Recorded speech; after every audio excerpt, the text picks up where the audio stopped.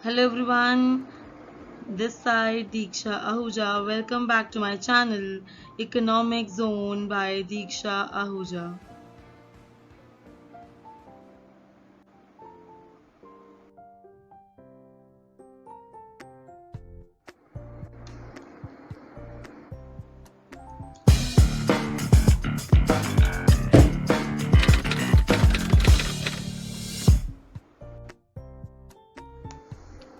So, in today's video, we're gonna cover up chapter number 3, Census and Sample Methods of Collection of Data for class 11, Starter 6.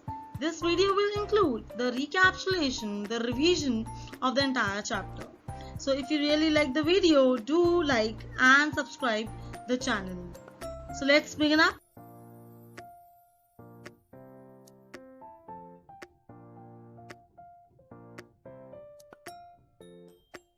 As we will revise this chapter entirely, let us know the content of the chapter again. Census and sample method, difference, merits and demerits. Essentials of a sample, that means while collecting a sample, what should be the essentials we should have. So these two were covered in part 1, and methods of sampling were covered in part 2. There are random sampling, purposive sampling, stratified sampling, systematic sampling, quota sampling, and last is convenience sampling. So let us recapitulate all the content of the chapter again. So first of all, census method. We know that population or universe means the population of the question in hand. As explained in the previous videos, let us take an example. Let's take an example that how the colleagues, how the employees are being treated in an organization. So if we will ask from each and every item of the universe, that means each and every item of the question in hand, then it will be census method. If we'll ask each and every employee of that organization, then it will be census method. So it includes all the population in question in hand, including each and every element of the population. So there are merits and demerits of the same. If you will take the review from all the employees, then the result will be reliable and accurate. It will be less biased. There will be no partiality among the employees, and we'll be able to know each and every aspect. Let's say there are many positive points about the organization as per the employees are being treated, or there can be not. So there will be diverse characteristics we're gonna study. On the other hand, the demerits are, since we will survey each and every person, costly होगा, then large manpower is required. Let's say अगर question बड़ा होके to all the organizations आ जाए, so there are so many organizations in India, it will be large enough. So large manpower is required. That means we require more enumerators to ask questions, and therefore it is not suitable for very large investigation. Agar if we are talking about only one organization and its employees, then it is okay. But अगर हम पूरे India का, let's say पूरे दिल्ली के organizations की बात करें, then it is not suitable. The next is sample method, and if in the given question I say that from the given population of the organization there are 100 employees, that is a population in question. From that 100 people, I pick a group of items. Let's say I picked 10 people from 100 people and ask the questions, conclusions are drawn on that basis. So this method, in which a sample is chosen out of the population of the question in hand, is known as sample method. So in my example, I am choosing 10 people out of 100 to review the organization by the employees. So the merits and demerits.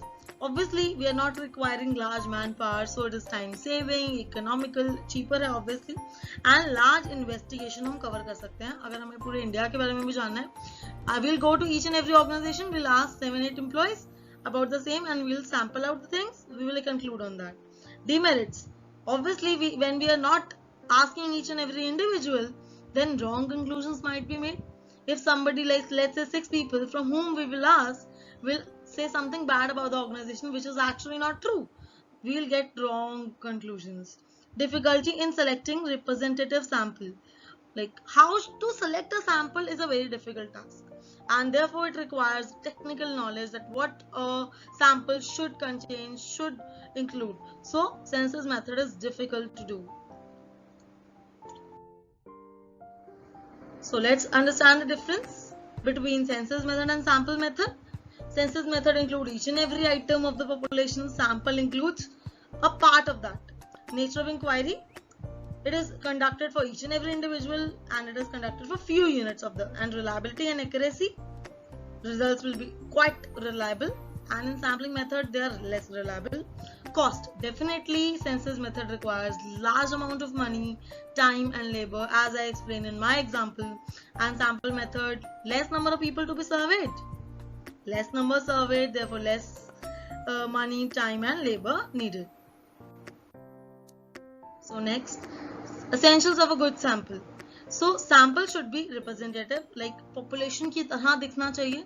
If 100 people have 50 males and 50 females, let's say, so our sample should also include the half. Then adequacy होनी चाहिए, correctness होनी चाहिए जो हम sample choose करें. There should be not anything wrong in the sample. Then homogeneity होनी चाहिए, the data should be homogeneous which we collect. Heterogeneity नहीं होनी चाहिए, as we are collecting about height or let's say the review, we should not ask about any other question, which we should ask the question which is in hand. Independent, all the sample items should be independent. Let's say we are picking a sample of 10 out of 100 employees, then those 10 people should be independent, they should not be relative to each other. So next topic is methods of sampling. So let us know while doing sampling method, there are 6 or there are many more types of sampling. Let's understand the 6. First of all, the very first type of sampling is random sampling. In this, random says some probabilities attached with the sampling. Let's say the population is of 100 people according to the question, and we need to choose a sample. So everybody will be thinking that they might get chosen. So each and every person is having equal probability of getting selected. Let's say if there are 100 people, then every person is having 1% probability, that is 0.01 of being selected. So random sampling has equal chance of being selected of each individual. Then second is purposive sampling. This is very simple.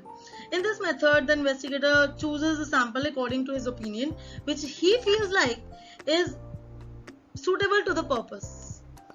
I have given the examples earlier as well, that if an investigator wants to know that whether people speak English or not, let's say he always go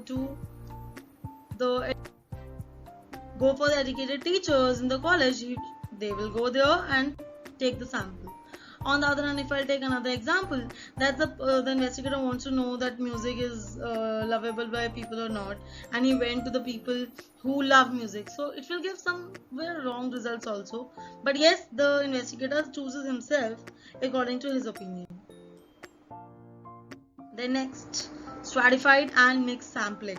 Now this mixed sampling is half random or half non-random.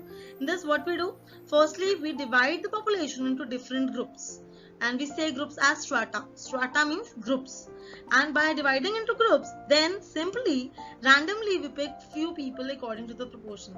As you can see in the picture, that out of 3 I am picking 1, out of 6 I am picking 2, out of again 3 greens I am picking 1. So the sample is being drawn by simple random sampling after making groups.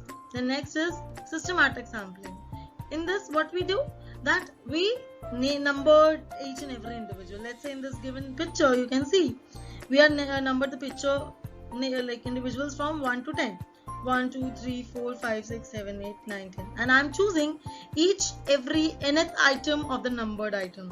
So let's say I'm choosing every second item of the population, then I will be choosing the even numbers 2, 4, 6, 8 and 10.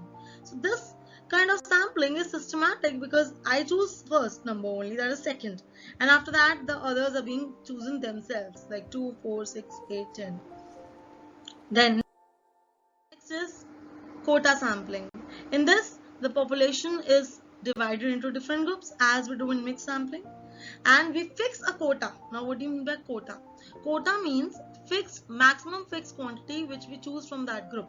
Let's say in our population of the study there are few old people, and we have decided that I will definitely pick 8 old people from my population. So similarly for other parts of the groups also I will fix a number. Then some fixed quota of the items be selected to form a sample from each group. So in quota we pick a fixed number from every group to make a sample. Then convenience sampling. This is the simplest one. As the name suggests, convenience. The investigator do everything according to his convenience. Let's say he want to survey about some school data, so he will go to his nearby school and will survey the data. So in this, the investigator will choose the sample according to his convenience. So the recapitulation is done. Thank you for watching the video. Chapter number 3, Census and Sample Methods. Thank you for watching.